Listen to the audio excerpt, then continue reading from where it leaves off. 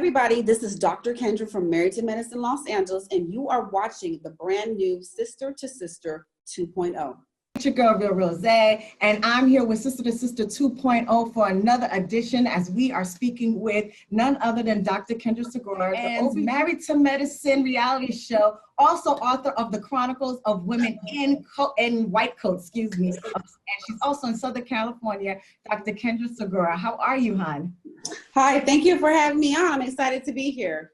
Yes, we're excited to have you. Now, there's so much things that I want to ask you. Of course, I'm probably just going to get into the nitty gritty because we're all going to let's do it. Hey, I'm here for it. Let's do it. Exactly. I know we're all, we're in our quarantine environment at this moment. So first and foremost, I want to know from your perspective, what did you have to tell clients once we got into quarantine? Because I'm sure you had a lot of appointments.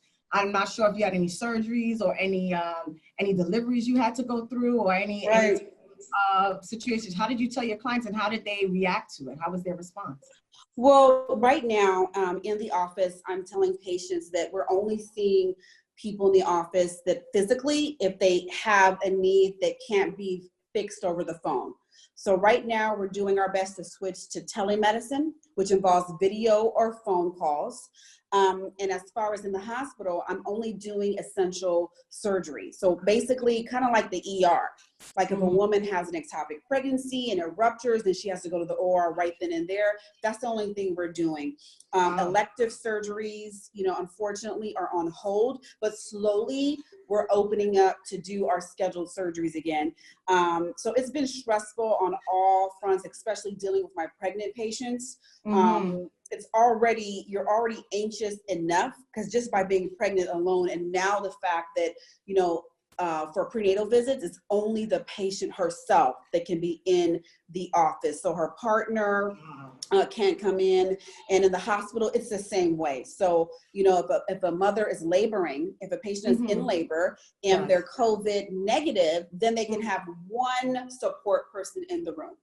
So, and usually you can have up to 3 or 4 normally, and if a woman is COVID positive, she can't have anybody in the labor and delivery room. So it's just everybody's been on edge, and I have been feeling the same way as well. It's been tough. You mentioned if the woman is COVID positive. If she's positive, is there a possibility that the child can also be COVID positive as well? Oh, that's a great question. So, as what we know now, there's no perinatal transmission. Okay, so that means that when the baby's in utero, there's no evidence or information yet that we know of where the mother can pass it on to her baby. But if the mother is COVID positive, we do separate, unfortunately, mother and baby for at least 2 weeks.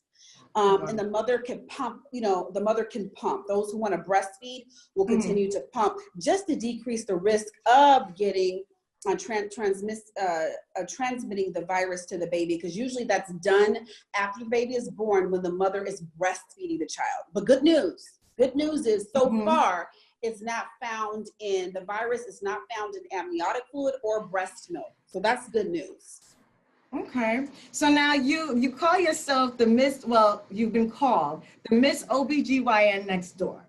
Now that, we're with the COVID, what should we expect for our routine in healthcare visits with the gynecologist? Like, can I visit a gynecologist? I heard that there's I thought it was new, but apparently it's not. It's this, I forgot the actual name, but it's where they can do visits over the computer, like what we're doing right now. Yes, exactly. Yeah. So right now, yes, if you have any GYN concerns, and if you're in doubt of should I go in or call, always set up a telephone visit, because that's what we're doing now. Insurances are now going to be reimbursed for telehealth visits. We call it telehealth because it's either telephone or what we're doing right now. Yeah, telehealth. That's what it was. Yes. So it's telehealth. And so right now I encourage everybody, when in doubt, if you're unsure, do I need to go in or not, make that telephone visit. But there are certain people, like pregnant patients, on certain visits that they have to come in. Or, if you have something wrong with your vagina, it cannot wait for the COVID climate to be over. You know what I mean? So yes, we still see patients, but it's the urgent visit. But what's postponed is our annual care, like things like pap smears, okay? Okay. That is postponed. Your well woman visits, that Okay. is postponed. So things that can wait, Mm-hmm. we rather have you wait. Okay.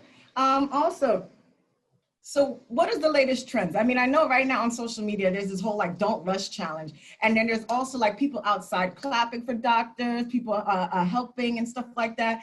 Is there any type of trend you are involved in or you decide you want to be involved in or were thinking of being involved in? Well, it's funny because I already did a rush challenge. And Okay. Okay. and it is not as easy as it looks, okay? It was some work and just, ours was putting on the white coat. I did a rush challenge with Married to Medicine, the whole, the show, Right. all the doctors from Atlanta and the doctors from LA. We all got together and we decided to pass off a white coat, okay? So it was a lot when you're trying to put it on, and look cute and then take it off and be cute. That was definitely a challenge. The rush challenge, I get it now. And you guys are like the new celebrities. I mean, like doctors and nurses, they're all like the new celebrities. So now you going into, well, first foremost, I want to congratulate you on your new home because I know you were like showing it off. Really cute. Thank you. Very cute. So congratulations on that. And the other thing is, what made you even join the show, Married to Medicine? Woo. And I almost did not do it. Okay. So basically, a while ago, they reached out to me and I just wasn't in a position I wasn't open to it. And coincidentally, I met one of the doctors that was doing the show. And she happened to be my doctor for my operative visit because I had a cesarean section. And so I had to see the anesthesiologist because I was high risk before I actually had my C-section. And so me and her, because I'm a difficult patient. Okay. I am that patient where you really got to be strong to control me. So my OBGYN, he was good. Okay. Shout out to my OBGYN, Dr. Noel, who could control me. So when I met Dr. Cole, who's Dr. Britton on the show, she just really eased my mind. I was nervous. I knew I was high risk. And then she told me she was on the show. You know what I mean? I work a lot, so I don't really watch TV because I work a lot. And it just seemed like we got along just great. And, she said, hey, there's a group of women I want you to meet. And I think you should be a part of this crew because, now that I moved to LA and outside of LA, initially when I came from Brooklyn, New York. Okay. I know. All right. So now I'm back in LA where I grew up and it's like, what's up? What are we doing? Where's the party at? Where are we hanging out? But of course, then I got pregnant. So so it's on hold for now. So I felt like maybe this was a time for me to open up. So the decision me and my husband talked about, and, maybe people need to see someone like me, that grew up where I grew up, that went to a public high school and, maybe I could be an inspiration or somebody could relate to me, the good, the bad, the ugly. Now, you coming from Brooklyn, now you with these, I don't know what they call them, LA, because you are like basically a New Yorker coming out to LA. Well, I was born and raised in LA, but I lived in New York for like basically almost 9 years. So, okay. I mean? So you still got East and West Coast. Okay, so you got the both of the swag. I'm bi-coastal. You bi-coastal, yes. So how is it being? I mean, you're a newcomer on the show, and it's like working with these women. I'm sure they all feel their methods are way better than yours, or somebody might think that. And have you had? I mean, I don't know if you could give this away, but have you ever had like a client go ask for your opinion or come to you, and then also went to go see one of the other ladies? Well, you know what? With this group of girls, with this clique, we're all so different. And, everybody, the other two doctors, one is the psychiatrist, the other is the anesthesiologist, and I'm the OBGYN. So we are in completely different lanes, so there's room for us all. And everybody needs an OBGYN. Everybody needs a psychiatrist too. And you know what? If any of us, I want to get a mommy makeover eventually. So we definitely need an anesthesiologist. So I just feel that we're all just so different. You know what I mean? That it's kind of like comparing apples and oranges. Okay. Now going Mhm. back to your practice, so are there any home remedies that women could do while they're now, they're here in the coronavirus, just to keep themselves healthy, keep their vaginal healthy? Any type of home remedies you recommend they could get at the That is a good supermarket? question. That's a great question. And I know like a lot of women, you can go get waxed. Okay. Mhm. That's an essential service, but nobody told the governor that. Okay. Right. So what you can do in the meantime, if you're feeling like you need to rejuvenate the vaginal area, do a sitz bath. A sitz bath is just basically putting Epsom salt in lukewarm water, and you can Mhm. soak in it. Have a bath, drink some wine, you know what I mean? But I urge everybody not to douche. So that's as far as it goes, as far as the vaginal health area. If you just want to feel like you're just, I don't know, TOC for your vaginal area, Right. and it feels good. And then you know what? You can soak in it too. Just Epsom salt just helps relieve all the muscles. It feels good. So that's definitely a good thing that you can do for your vaginal area. So now also, so what is the rumors like that's been said about a woman's health? What are like some rumors that have been said or myths people have been talking about? Like, A lot of people think still to this day, and it's because it's whatever your grandmother told your mother, and what your mother tells you. It's yeah. dishing, and people still do that to this day. Women believe that you have to go inside the vaginal canal and clean it out, and Right. so all you have to do is clean out the outside area. The outside area is the vulvar area, so that's the lips. Okay, that's all the outside, but the inside, that's a self-cleaning oven. So Hmm. that is basically something that needs to be left alone. And, even though I feel that everybody kind of knows that, but no, you'd be surprised. A lot of people don't know. And so they're doing things to eliminate, like dishing, to eliminate the good bacteria, which has Hmm. to live in a balance with the Right. bad and good have to live together to make that perfect pH. So just leave it alone. You don't need to do nothing. God made it where it's a self-cleaning oven. And if for those who want the optimal vaginal health, then you'll Uh-huh. take heed and listen. Now, you're not also just an OBGYN, you're also an author. She has her own book, The Chronicles of Women in White Coats. So first of all, why did you choose that name? I mean, I'm assuming I know why, but why did you choose that name in particular? And also like the whole study of medicine, you said you did that later you Right. chose I that later. did. Why did you choose that? Why wasn't that like your first choice? And what was your first choice? So I think I was three parts. Yeah, okay, so regarding the book, so I am a co-author. So I wrote that book with 19 other women in white coats. And it was just a group of women that got together, and we are all in different specialties. And we're all women of color, of, every color, including white, all Mm-hmm. colored.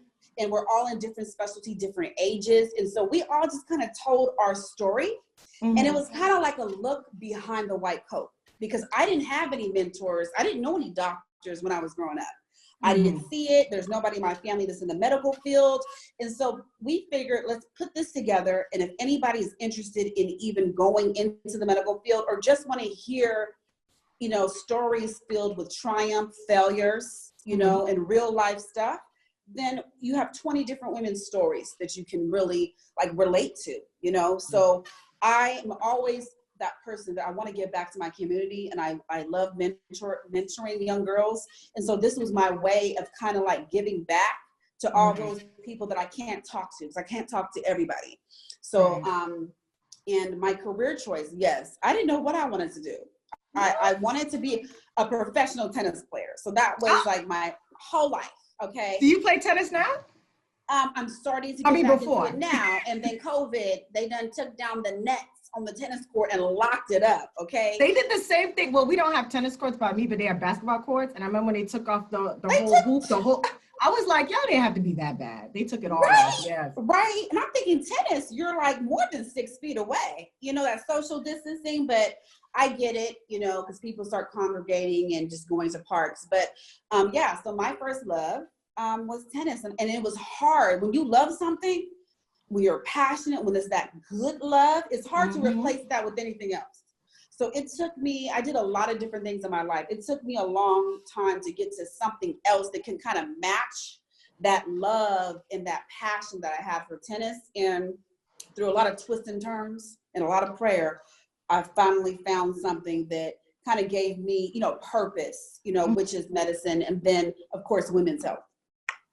Now, and this is off the cuff. This is like, I'm almost pretty much done, but so I know, like, I spoke to a lot of my friends, family, and, sometimes they feel like certain doctors, like, or certain doctors of like, it's better to go with someone that's more of your color. You know what I mean? Like they know more on the body. So is there a difference between like, I know every woman has a different type of body, are different, Right. different feelings and everything like that. But is there like, is it better to go to a gynecologist that's more of what you see in the mirror, or is it like Sure, more, sure, or sure. it really doesn't matter in this perspective? Well, here is just a rule that I even try to live by, like in anything that I'm doing or in a service that I'm looking for. Really, a doctor that cares is the best doctor for you. A doctor that is invested in you and cares. The whole point of having more that I wish that, 2%, I'm sure you guys probably heard, being Black, a female doctor in America is only 2%.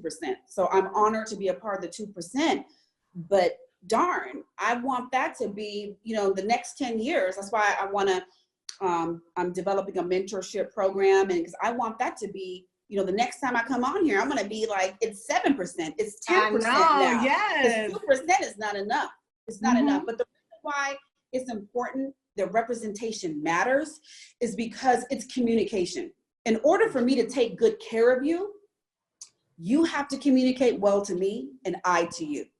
So I think that when you have someone that's from the same culture as you, the same background, kind of knowing what foods that you grew up and you ate, knowing the culture, that helps for better healthcare. So the bottom line is to that is really the communication. And then there's a trust, because let's face it, Black people with healthcare, our history it's pretty rough. And that's why a lot of us, we mistrust the system. Right? Because we've been using Tuskegee trial with the syphilis medication, with penicillin, and actually many others that led for us as a culture and a community to distrust, why do they say I need this medication? Why are you giving me that vaccine? So all that, being a difficult patient, as sometimes we're called, is from mistrust. So sometimes having someone from your community, someone that knows what it's like to be in your shoes and know why that maybe you can't even get to the doctor, maybe an easier understanding. That's why I think that representation is important. But at the end of the day, it doesn't matter what race or what sex the doctor is. If a doctor that cares about you is invested in helping you reach your optimal health, that's a good doctor, and that's a doctor you want to stick with. Well, I really appreciate you speaking with us. One more thing. I know everyone knows where they can find you, but you got something coming up. So I want to let you guys know, you guys can still learn more from Kendra. She has so much more coming up. Why don't you let them know what's going on? Yes. So right now, of course, May 3rd, 9 p.m. Or actually it's 6 p.m. Eastern time, 9 p.m. if you're coming from the West Coast. Tune in to Married to Medicine season premiere. It's season 2. Okay. So you can catch me on and get to know me and tune in, tell me what you think. And also check into my IG and my YouTube at Doctors 10 and 10. That's my new project I have going on with one of the other girls on the show, that we are basically wanting to educate our community and educate everybody just about not only medicine, but current events. We talk about everything from current events, being wives and being career women, along with, COVID tips, just basic education. And so she has a passion for educating the community, and so do I. So we decided to team up. So check us out on YouTube at Doctors 10 and 10, and check me out on IG, Facebook, anywhere at Dr. Kendra MD. So thank you for having me on. Anything you want to give for the mommies out there? Because I know you have your little precious baby. Yes, and he's back there somewhere wreaking havoc. Okay, but my husband's got him covered for now. Okay. I just want to tell all the parents with infants, okay, during this COVID-19, it's stressful because you don't want to come home and bring the virus to any of your family members, let alone an infant whose immune system isn't really matured yet. Mhm. And, you know, at the end of the day, listen to the local health department, listen to CDC guidelines. But at the end of the day, we just got to pray.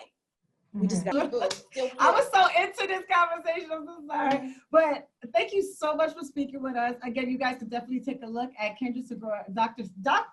Kendra Segura, because I know about them doctors, okay? This girl knows what she's talking about. I got to know more about you. I got to see a YouTube channel. That is really dope. Yes, thank you. Thank you so much. Thank you so much for having Thank you. me interview you. Thank you. Okay, stay healthy, stay safe, everybody. Thank you.